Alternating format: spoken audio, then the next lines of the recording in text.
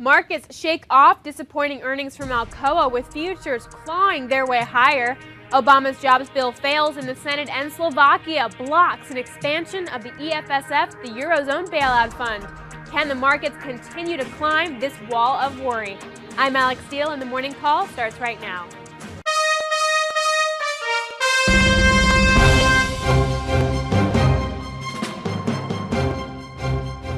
Good morning. I'm Scott Redler, Chief Strategic Officer with T3Live.com. And I'm Alex Steele with The Street, and together we bring you the morning call. Happy Wednesday, Scott. So stocks kind of flounder on Tuesday, right? Kind of flatline here.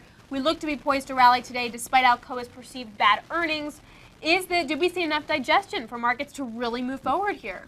I thought it was funny. I heard people saying, "Oh, stocks are floundering today," and that was yesterday. I'm like, floundering? I mean, we just had an 11% move off of Tuesday's low. We're off a little, or we're flat, and that's floundering. To me, that's constructive. Okay. You know, like these stocks paused, and not only did they pause, the leaders of this rally, the stocks that have been acting best, they didn't pause. They kept going, and that's why you want to identify the leaders of this rally, because when you get a pause like that, they don't pause, and traders find that relative strength, and that's how you make extra cash flow. And for right now, we're going to make an assault on that upper area of that range. And if you've held your stocks from last week, congratulations, you've been staying the course. All right, so let's look at the chart and see where that resistance level actually is and how you would be playing it, by the way, protecting yourself also in case we see a little bit of a sell-off as well, profit taking. Yeah, so let's turn to the chart and then we'll go over the strategy. So here is the S&P, the SPX. This was that Tuesday outside day. This was the day it broke below the lower end of the range, but they trapped the bears because it reversed and closed in the highs. And since then, we've had about a 12% move off the lows, and there's been a lot of things to look at along the way. This was the last constructive action when we took back the 50-day moving average and broke above this minor trend line, and we're opening up above yesterday's high. So now you need to watch the upper end of this range. This upper end is about 1220 to 1230. So you don't want to just start buying at the upper end of the range the same way you got hurt if you started shorting here versus when we had this little reversal there. So I think you stay the course, you stay with multiple positions, but you don't chase, and you stay a little bit hedged. So then how do you stay hedged? So in terms of the long positions, you would be, say, lightly invested in a couple stocks to really ride that rally. How do you hedge then your bet? Well, if you recall on Monday after the big up move, I said, you know what, you could hold 4 to 8 positions. I never recommend more than that because you're not a mutual fund. You need to monitor your stocks. But you also could have a short of the SPYs. So yesterday was great because we came in, the futures were down 8. So I said for cash flow, you short the spiders, you then cover your spiders, and then you add to the best acting stocks out there. So you could have covered your spiders as a hedge or a portion of it, and then added to your Apple, added to your Amazon, added to stocks that were showing relative strength. And then so you could have bought on the dip, been hedged, and maneuvered your portfolio and made cash flow and stayed the course comfortably. So talking about the Apple and the Amazons of the world, that leads me to high beta tech. That's been a leading sector. It's kind of reclaiming its position as a leading sector. What are the winners and what are the losers you need to pay attention to in this space? You mentioned Apple and Amazon as the two biggies. Yes, first I just got to show you the chart. Apple gave a lot of, just say, opportunity. Okay, we're not there quite yet, but here we go. This was the day that that Steve Jobs passed away, unfortunately, and this was the day that it was buyable. Okay, versus the low here. If you remember on CNBC, I talked about this 200-day moving average probably holding. Here's your support. Then this was your next buy when it cleared this mini pivot around 385. This is when it started to get acting better versus the relative weakness you saw over here. And now it's coming back up to the highs. I would say today is not the day just to buy Apple, considering we just had a big move. But if you're macro tier 1 long, which we've been recommending to anyone with a long-term thesis, I think you stay the course. If you're long from this breakdown, you probably could sell some into this 405 because I do think Apple pauses here, but it's at any particular point, it's going to make new highs, and Amazon is the same way. Amazon gave you leadership when stocks were weak. It held higher. It held the upper moving average and always showed relative strength, and now it's on its ways to new highs. If you look here in Amazon, it hasn't seen that big pause, though, has it? No, so that's why sometimes you just got to go after it. This was the reversal. This is when it broke below the range, and you could have bought it back here around 208, and then this was your add-on buy for momentum. So just say here is tier 1, here's your tier 2. Maybe sell tier 1, or get back to tier 1 into resistance, but make sure you hold this because this is one of the best acting stocks. And then on the flip side, Netflix, though, has not been showing any leadership whatsoever. I'm assuming you want to totally avoid this. It's totally out of the list now, right? It's been off the list for a while. A lot of people were naysayers on Netflix from 150 to 300. They were saying fundamentally it was flawed, but there's that saying, can you be right and stay solvent? And those who couldn't handle it got squeezed. That's why we say with technical analysis, You wait for the trend to change. And when Netflix broke its uptrend and showed relative weakness, that was the time. Do you think it's overdone, though, considering we have seen some upgrades last week and it just ignored them? You know what? Give me more upgrades, because that day that the stock was up $10, okay, we looked at it. I was saying, let me buy Netflix here. Maybe it's enough. And then, came on TV that Goldman Sachs upgraded Netflix and the stock couldn't go higher. That was a sure signal to get short the thing. So if you look at the chart, you'll see what I'm talking about. Here is when it broke this long-term uptrend, okay, dating all the way back. And then it changed, obviously. It made, high, lower high, lower high. Let's take a closer look of this recent range down here. I remember on the show we talked about if it were to break 125, you can get short. Nice short right here. Worked its way back up. This was when it got upgraded. This is when they said they were going to split the service, and it was sold right into resistance, and now it's at the lower end. I still think you just avoid it. Most traders are a little frustrated with it, but if you've been net short this thing, you're making money, but at this point, it's just too depressed where you can get hurt. Just stay away. Some stocks you just need to stay away from. All right, and then Google kind of on the list, off the list, sort of seems to be running up into earnings, which is reporting after the bell on Thursday. How would you be handling this name? Google on last Thursday, I had Jill here on options profit, so we said it's a good area to buy, that it should participate. It was downgraded that day, and it went positive. To me, that was a technical sign in Google. If you look at the chart here, you will see on Google, this was the day it put its low in, okay, after the move from the highs. And then this day, it was downgraded, held and matched the lows, and this was your way in, okay? And since then, it's had about a 70-point rally right back into this range. I'm hoping the earnings are good and they have a great conference call, so it'd be nice to have another vehicle to trade. The stock's been in a 2-year range between 450 and 650. My message to their CEO is split your damn stock. Okay, it's just too much of a blimp out there. Like I'm telling you, Baidu, I keep talking about it. It split 10 for 1 when it was at 700. Now it's like 130, so it's at 1300. Google's in the exact same spot because of the infrastructure. Institutions want to split, investors want to split. Split your stock, drop your ego. Okay, aside from that, in terms of the running into earnings, be careful. That's what happened with Alcoa, and we'll talk about Alcoa later in the show. So if a stock runs into earnings, something to note. It might not get that pop even if it meets. Right, and if you're a trader, if you want to take some risk into the earnings, don't do it. Either trade it after the earnings are out, because there's an art to trading in the aftermarket, which we do. But for you, I would take some calls. Know your premium paid. There's a big premium in Google. But if it does blow it out and it does get going, you can get paid handsomely, but know your risk by taking those calls. And really quick, we have 30 seconds. Want to hit on Sina and Baidu. It showed a lot of leadership yesterday. Are you expecting that to continue?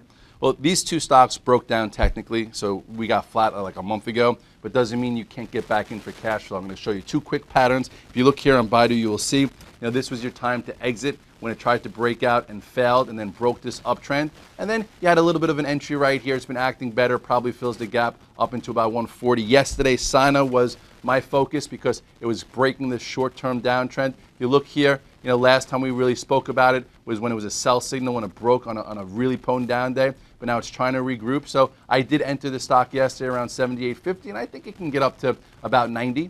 And then that's just a good trade from the lows to the highs, and then, big resistance. So these have turned more into trading vehicles because they're a bit dangerous than macro tier 1 holds. Right. Okay, fair enough. And we'll be right back after this with how to trade JP Morgan into earnings in the entire financial sector, as well as some quick ways to make some cash. So stay with us. When the closing bell rings, it's not quite time to run off to happy hour. Good afternoon, Scott Redler, T3 Live. Welcome to today's recap. Before unwinding, take stock of the trading day. What's the complexion of the market? Which trade from the morning call triggered? What sectors are in play? And where will the opportunities be tomorrow? Scott Redler covers it all in the T3 Live Daily Recap video. The T3 Live Daily Recap airs every day after the close. As far as these markets are concerned, we got to take off those glasses. All right, let's get in the trenches here with financials. JP Morgan reporting after the bell on Thursday. Read today, Scott and Bloomberg. I think before the bell. Before the bell? Did I say after? Yeah, it's okay. I meant before the bell. There you go. 7 a.m. I'll be at the street covering it, so definitely check back in. All right, so Bloomberg said that the bank could report a 10% slide in Q3 profit. It's been holding up pretty well, though. I know you don't take stocks into earnings, but for someone who's been owning it and still has it the next 24 hours, what do? I think at this point, just stay in it. These stocks have been so battered and so bruised. If you didn't take the sell signals months ago or even like a year ago and you're still here, stay in tier 1. I wouldn't add to it, but I would just sit tight. As a trader, though, I see a lot of downtrends in a lot of these banks that they're knocking on the door right now. Yesterday, they tried to push through the downtrends. They couldn't quite get the traction to do so. But if you look at the chart here on some of these stocks, if they do start breaking above it, anyone who's just short the banks because they've been so used to shorting the banks, they have to cover. And then maybe some people do add to their tier 1 position or get back in. So if you look at JP Morgan real quickly, you'll see that this stock has been, battered and bruised. Everyone says it's the class of the industry, including me, but still, it's gotten crushed. So the class, is class queen or whatever that is. Any clown, So if JP Morgan starts to get above this high here of around 32.70, I think that this group could get a little bit of a push to the upside. All really we need to do is just meet. Meet expectations. Meet expectations, but some quality expectations, not just, I think last time they had a decent report, but people read into it and all they did is write up bad loans versus write down bad loans. It wasn't like increases in revenues or whatnot. A meaningful meet then. Yes, a meaningful meet or just in line, which is a meaningful meet, and it'll be fine. But I want to show you the chart of Goldman Sachs because Goldman Sachs is something we were looking at yesterday. Some guys made some small money on it. Couldn't really go, but I'm watching it again today because this should, be some kind of indicator for the group. Look at this downtrend it's been from 130 all the way down to, below 90. So you had this reversal day that Tuesday when the market did. Then it's been inching up back to this downtrend. If Goldman Sachs would finally get above and stay above this 99, I think it's got an easy move right back to 105, 110.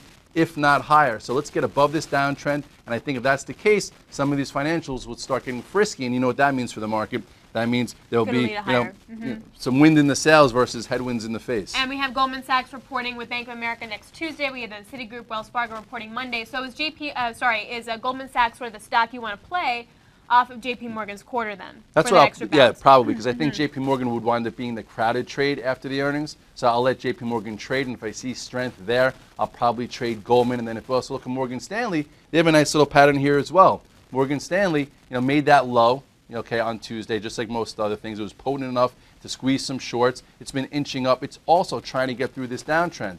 So yesterday tried to do it, couldn't really get going. But if it starts to get above this, what is this, about $16, you have some easy movement back to 18. So from below 12 to around 18 for market timers, that's pretty good if you're a long-term holder. Unfortunately, it's been a disaster. But that's what happens sometimes in the market. I just want to bring in Bank of America really quickly because it's sort of been running up the last 2 days, and I wonder if that's signaling that maybe earnings won't be as terrible as we expect. But I think that any kind of mortgage-related news you're going to hear from JP Morgan will directly affect Bank of America. So I wanted to see if you could look at the chart and just see what kind of trade you might be looking at for that. What's interesting is, a lot of traders don't trade Bank of America because there's not a lot of movement, but we all have a little bit of an eye on it for the psychological reasons for the market. Because whenever it's getting really, really crushed, it hurts. But whenever it's like kind of up a little bit, it's okay. And if you look here, it also made its red dog reversal low here, which was an entry, on some decent volume. And now it's trying to break its little downtrend too. Here's your downtrend. Tried to poke above it yesterday. I do think there's room here to $7, $8 pretty easily, and I don't think it even has to be that positive. So if you're in Bank of America and you stayed the course, I guess you're underwater, but you have a little bit of room here if you're looking for a trade. Depends where you bought, but it's hard to buy this thing and make money considering where it came from. But at this particular point, I would say you shouldn't be shorting this thing, and it would be good for the market if it could start working its way back to this $8 range, which it could happen by the end of the year. All right, really quick, 30 seconds. MasterCard, Visa, the two stocks we like to talk about when we talk about financials, the non-bank banks. You still liking these? I got stopped out of these when it broke the uptrend, but they've been trades lately. Some guys taking advantage of a cash flow. Those macro tier 1 holders are still in it. They act okay. If you look at MA real quickly, MA did break. This was that uptrend that I was talking about. So if you're a market timer and you got out here, you saved yourself some pain. If you take a closer look here, you will see that if this price here was what I remember talking about it that day, it was like 330. It did go all the way as low as 293. So that's a 40-point move. Here's your reversal. And now it's coming back to resistance. I think it's going to have some problem here. So some resistance there, but it's okay. If you're trading it, I would sell some in front of 340. All right, let's go to some quick ways to make some cash. Want to go to Alcoa. Scott, is this sell-off we're seeing actually a buying opportunity and overdone, considering the stock was up 22% running into the print, and then considering that some of its numbers weren't terrible. I mean, global demand, 12%. That's only down 1% from a year earlier. China growth at 17%. That was in line, beat on revenue. I mean, these are good numbers. Okay, I think traders are going to watch it. I'm not sure if people are going to start just buying it down, but if it goes from negative to positive, which I give it a better than average chance to do, I do think it's going to give some more juice to the market. I actually might look at it to see if I could buy it down 50 cents. Stock has been crushed since 16. Did make a low here. This was your entry, holding up. I would say as long as it holds above just say, I'll give it a little bit more room here. I would say people will continue to buy this and think it looks okay as long as it holds this level, which right here on Alcoa is about 950. All right, fair enough. 5 stocks, 50 seconds. Let's see if we can do this. Las Vegas Sands seemed to recover yesterday. Is the stock ready for an even bigger breakout here? I think if you bought it in the low 40s, you sell it around 44, 45, just a little bit more room. SanDisk, I read a technical article on the street today that said the stock is setting up to break out. Well, I bought it a few days back. Above that 44 was the breakout area for me. I think you could hold this one long. I think it's going to be above 50 bucks. It just has to get through earnings. And Caterpillar, we touched on this company yesterday, is the one that's starting to show some kind of leadership in the group.